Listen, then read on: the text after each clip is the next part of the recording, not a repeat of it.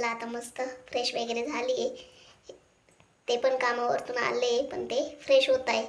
तोपर्यंत झाडझूड करून घेते कारण की मग त्यांना चहा ठेवावा लागेल. तर चला पप्पा पण गहू टाकला आहे आज सकाळी, तर पप्पा पण पाणी भरत आहे. मग दोघांना पण पटकन चहा करून देते. तर चला आधी झाडझूड आवरते त्यांना येईपर्यंत.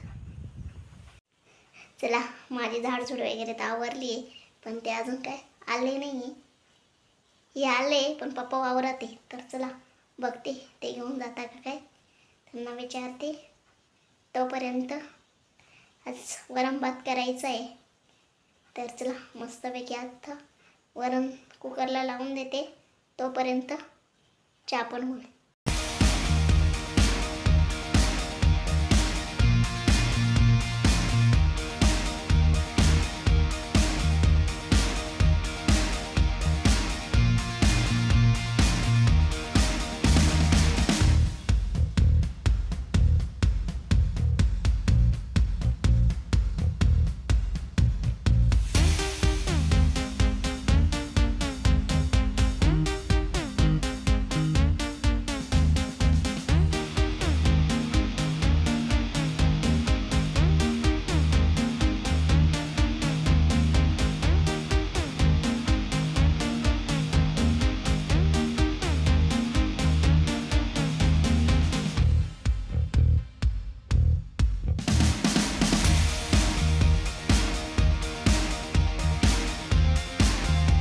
वरण पण बनवून झालंय, इथं भात पण बनवून झाला, इथं पापड चटणी बनवून झाली आहे, टोपल्यात पोळ्या आहे.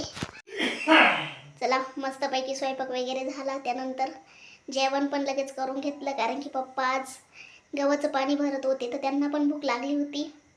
त्यामुळं मग आम्ही लवकरच जेवण केलं. त्यांचं पण जेवण झालंय, ते मोबाईल बघताय. मी आता भांडे घासते कारण की आता जेवणाचे भांडे राहिले. तर चला आता पटकन तेवढे भांडे घासून घेते. तर चला वगैरे तर घासून झाले, काम आवरलं म्हणजे टेन्शन नसतं. तर बघा मस्त किचन वगैरे साफ करून घेतलं आहे.